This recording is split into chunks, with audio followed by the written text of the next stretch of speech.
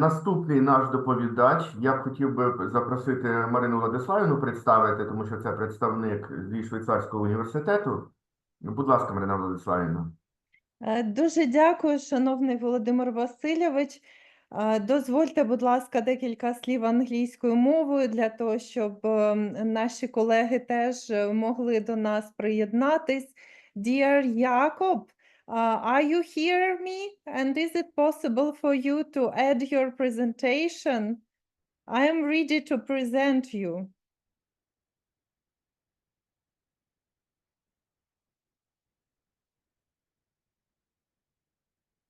Dear Jakob, are you hear me? I hear you. I hear you. Do you hear me? Great. Thank you so much. So let me firstly to present you in Ukrainian, and if you do not mind, I will ask you to give your presentation and in English, and of course I will provide my colleagues Ukrainian version of translation of your presentation to give an opportunity to all audience to understand. That's wonderful. Please share the presentation. I'm happy if I can share my presentation, which you should see now. Can you see it?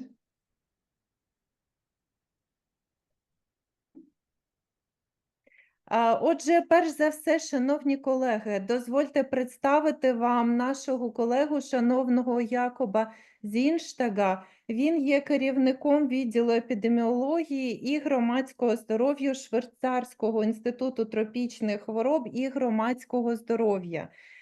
Він люб'язно погодився виступити на нашій конференції. Він є експертом всесвітнього рівня щодо питань єдиного здоров'я, автором також книги бестселеру, що стосується питань єдиного здоров'я, відомим експертом і консультантом. Наразі він буде свою презентацію, він підготував англійською мовою, але я для вас підготувала переклад українською мовою презентації, тому після нашого заходу з усіма матеріалами я вам обов'язково її надішлю для того, щоб ви мали можливість з нею ознайомитись. Будь ласка. Dear Jakob, you can start, and we will translate for you questions if it will be from our audience. Thank you so much.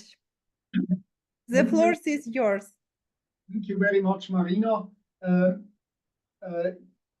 Hello, ladies and gentlemen. It is a great privilege for me to talk to you here today.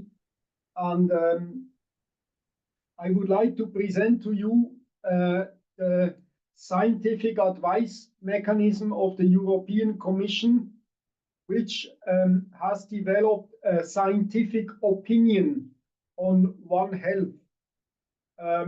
This is based on the SAPEA evidence review report, which I was co-chairing together with Tira Grove-Krause from Denmark.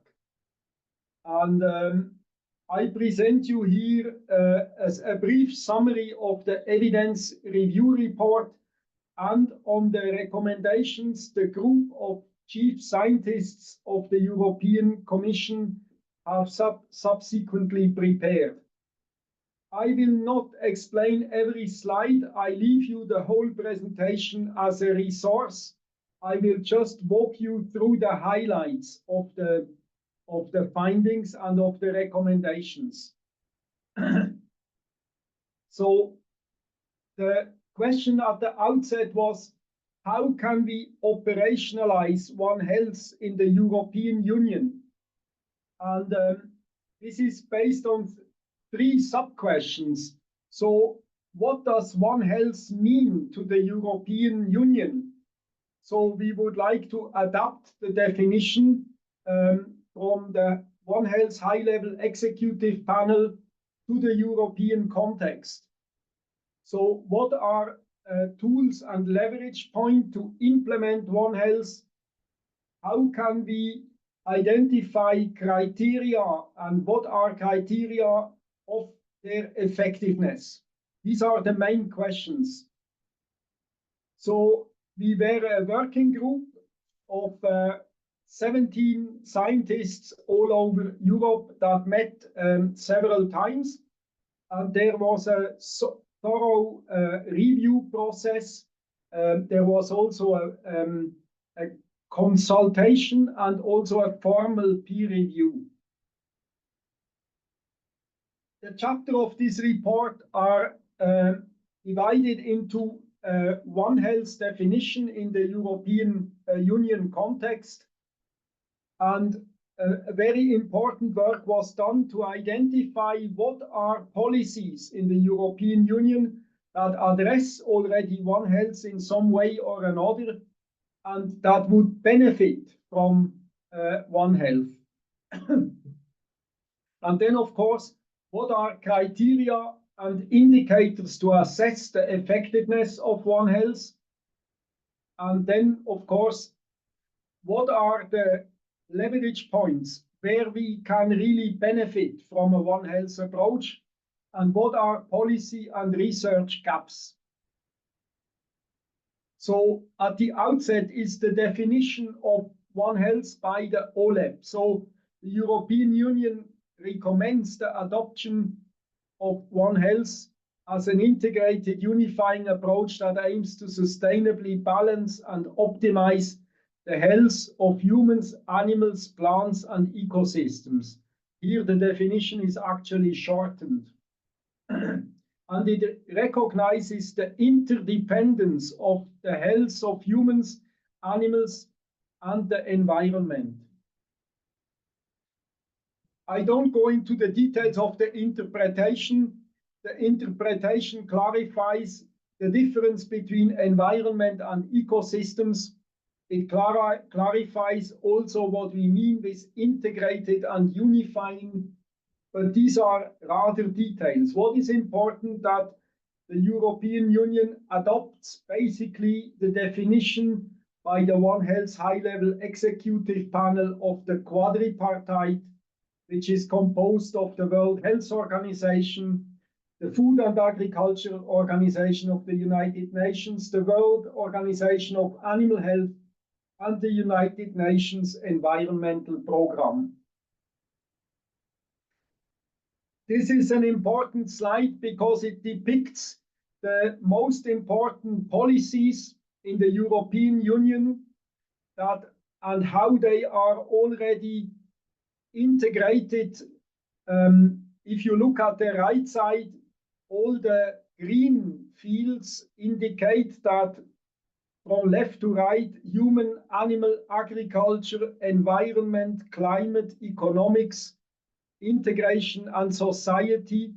These are the abbreviations that are used here, are already put together. And you see several policies are already well aligned. And if you go down here, you see that all these policies like the farm to fork policy or the Green Deal would still benefit from a better integration.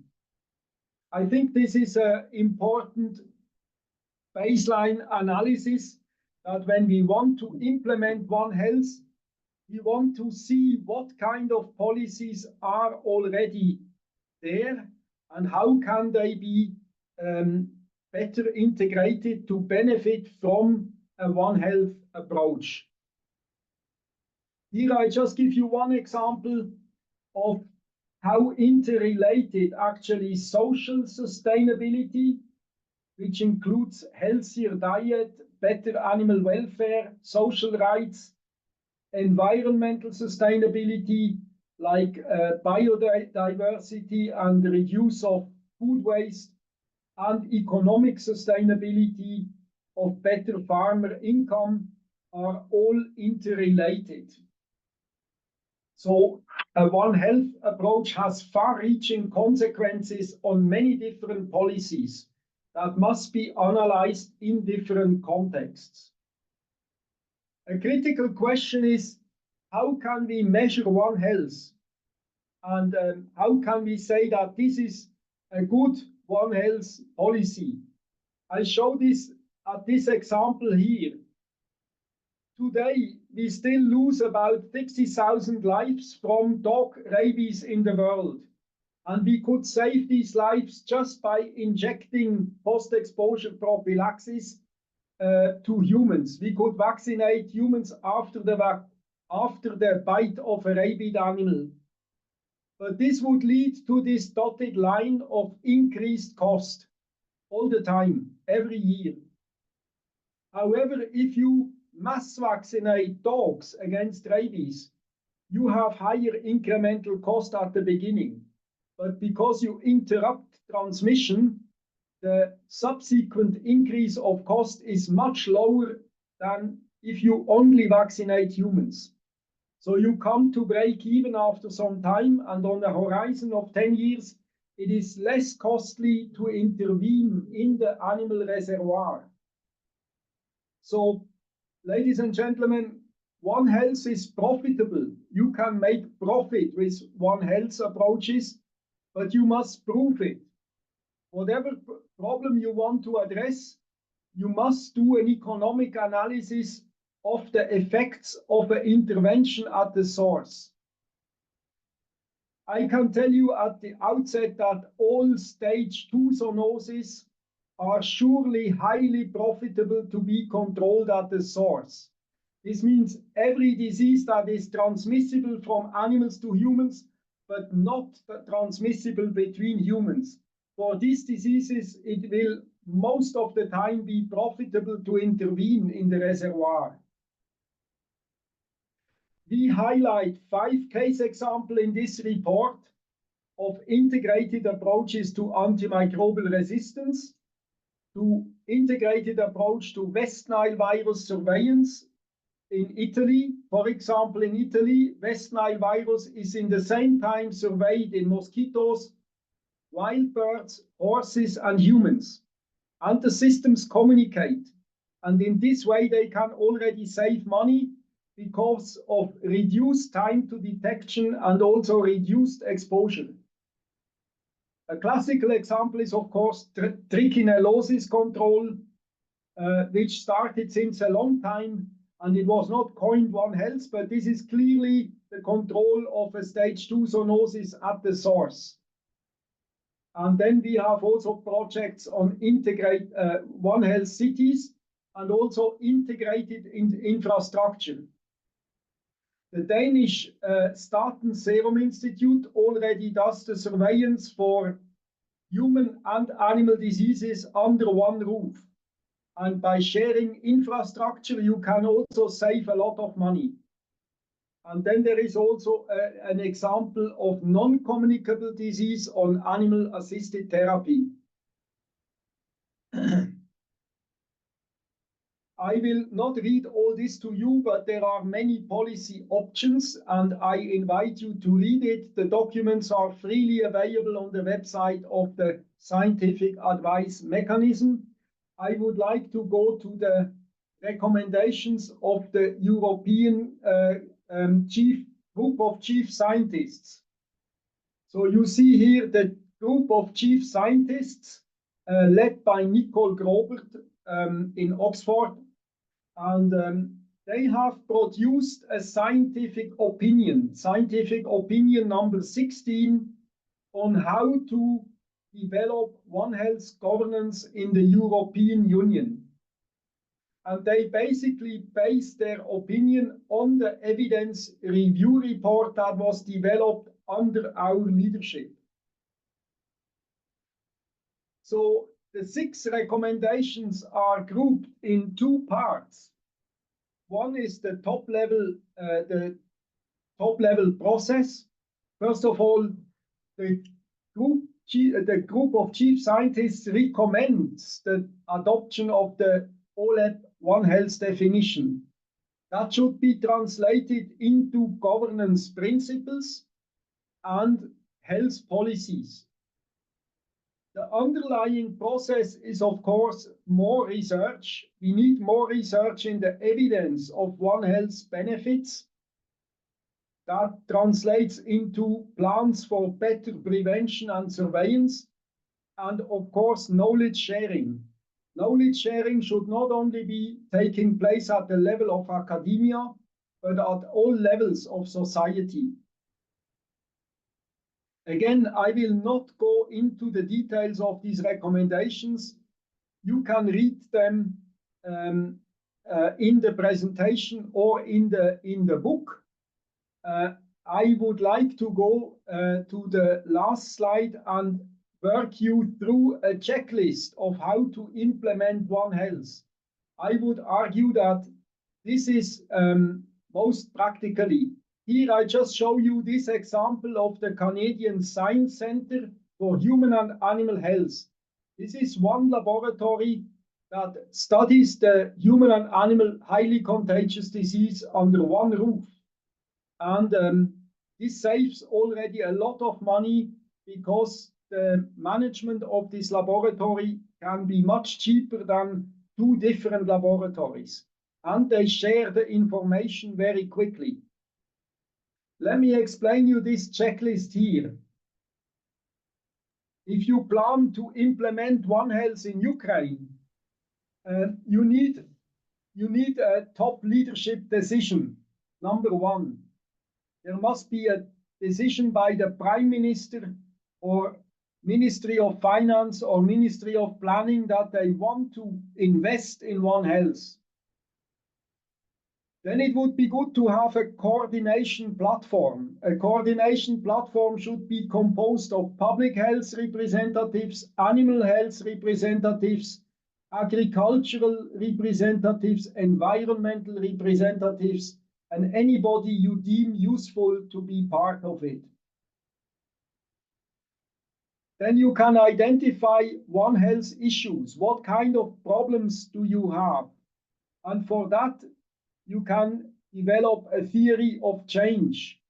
And we would recommend that you map the stakeholders. And we also strongly advise to develop a participatory process with the actors, including private industry, communities, traders, farmers, the civil society at large that is touched by the problem that you want to address. From there, you can develop an ex-ante process analysis and economic analysis to predict what would be the benefit of working better together. You should then clarify the institutions. Is this an intervention that you want to do at the top governance level, or do you want to do it in the provinces or even in the districts? For example, national mass vaccination campaigns is at the national level, but surveillance should clearly take place at the provincial or district level. So you should identify what is the level of at what level do you want to intervene with what. Then you should clarify the institution that do it, roles and responsibilities, the chain of command and communication pathways, and implement it. And then you can do an ex post impact analysis and find out, did we really reach our objective? And from there, you can go again into a participatory process and identify the strategies that you want to pursue. The better you involve communities, the more successful will be One Health institutions because people will accept and adhere to the interventions. And these steps, you can then iterate them, you can repeat them, and progressively improve the One Health operationalization.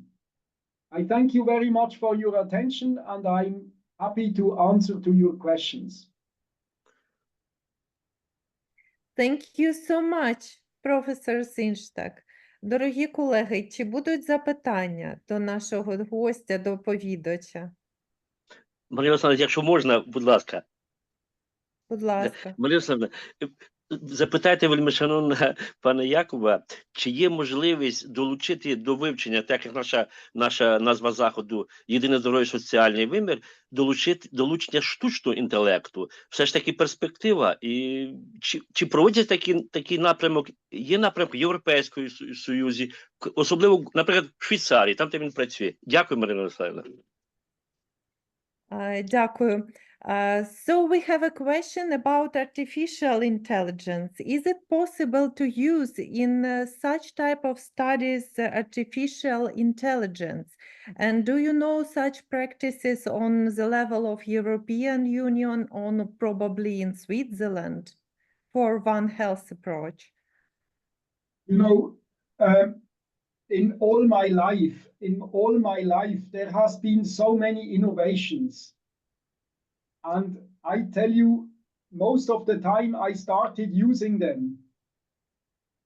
You know, I give you a blunt example. At the very beginning, when I did research on tuberculosis, we still used biochemical tests. And today we use whole genome sequencing, you know. So this is a massive change. So I started using artificial intelligence to the very benefit of the research. We should not refrain from using it. But I use a specific artificial intelligence that gives always the source of the information. Some of the artificial intelligence will not tell you where it found the source. The one I'm using is called Perplexity AI, and it always gives you the documents where it found the information. And basically, this is nothing more than an accelerated literature search. And this helps me enormously to find also gray literature, you know, literature that is not internationally published, but is still available on the internet. So nothing should prevent us from the use of artificial intelligence. What we do in academia, we have to declare what conclusions do we draw on the findings of AI, and what is our conclusion? So we should not use it uncritically, but I would strongly recommend the use. It is definitely useful. Thank you very much. Thanks a lot, and I will translate for my colleagues into Ukrainian. Отже, я все своє життя користуюсь інноваціями, вони дуже різні. З часу, як я займався вивченням питанням туберкульозу, оскільки наш колега також за фахом ветеринарний лікар, і відповідно в той час діагностика відбувалась за допомогою біохімічних реакцій, а на сьогоднішній день ці вже методи сягають методів секвенування. Саме цими методами наразі вивчається це питання. Хочу сказати, що тут дуже важливо, що за допомогою штучного інтелекту ми можемо його використати для того, щоб знайти інформацію і, відповідно, провести літературний огляд. Але при цьому я користуюсь такими пошуковими системами і такими системами штучного інтелекту, як Perplexity. І саме ця система дає можливість не тільки знайти інформацію, але і вказує на джерело цієї інформації, що дуже важливо.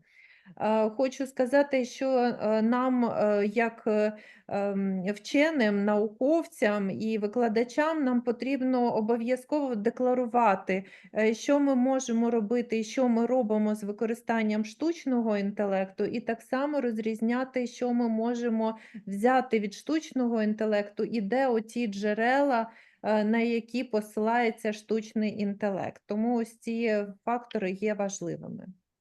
Дякую, Марина Владиславівна.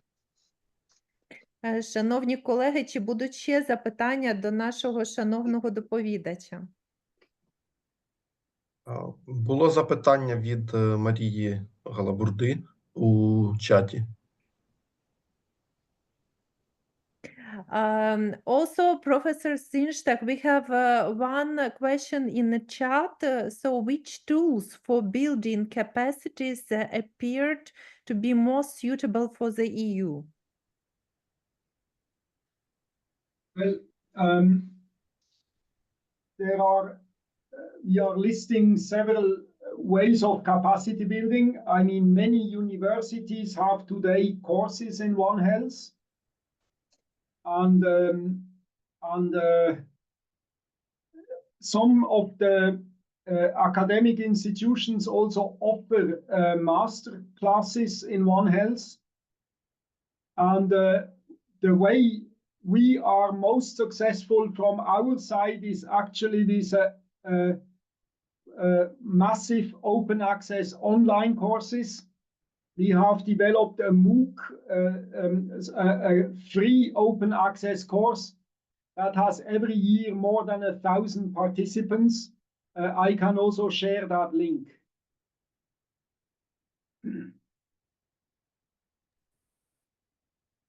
Thank you so much. Отже, щодо питання розбудови потенціалу, наразі дуже багато закладів, які вивчають і займаються цим питанням. Хочу сказати, що є дуже успішні приклади, зокрема щодо курсів. І на нашому прикладі хочу сказати, що в нас є розробленими вже і впровадженими 3 відкритих курси. І хочу сказати, що до них залучається близько 1000 людей, і я поділюся з вами лінком на ці курси. So education takes the first place in this capacity building. Yes. Thank you for your answer. I mean, One Health capacity building should also be at the level of high schools or even primary schools. I think One Health education can start very early, that we teach the children that they adopt a social and ecological perspective. It is about not throwing away your garbage. It's about hand washing. It's about social behavior. This should start already very early. Хочу сказати, що щодо питань єдиного здоров'я, то ними має опікуватись не лише вища школа, а навіть початкова школа. Починаючи з цього часу, зокрема, має бути інформація щодо соціальних і екологічних викликів, пов'язаних з єдиним здоров'ям. Це не лише про те, як правильно утилізувати сміття, це навіть про те, як правильно мити руки. Ось такі ось питання, вони повинні підніматись із маличку. Шановні колеги, чи будуть ще запитання до нашого шановного доповідача?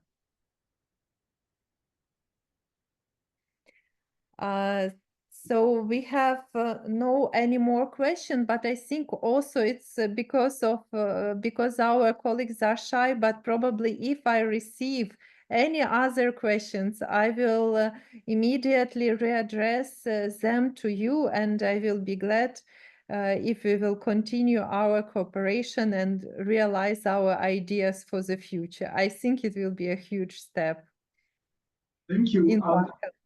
As I mentioned, we are absolutely willing to let the textbook and also possibly the online course, we could translate it into Ukrainian. По-перше, хочу ще додати, шановні колеги, що ми говоримо про подальшу співпрацю з нашим шановним доповідачем, і ми можемо запропонувати і онлайн-курси, і також і книгу, і наразі ми працюємо над її україномовною версією спільно з нашими колегами, і будемо сподіватися, що в подальшому зможемо запропонувати і україномовні версії курсів.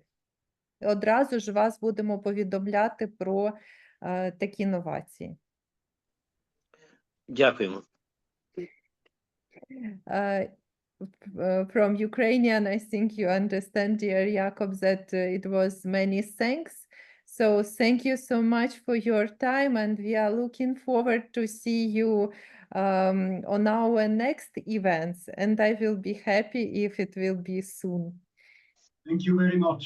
All the best, and I hope you persevere, and I wish you God's blessing for the future of Ukraine.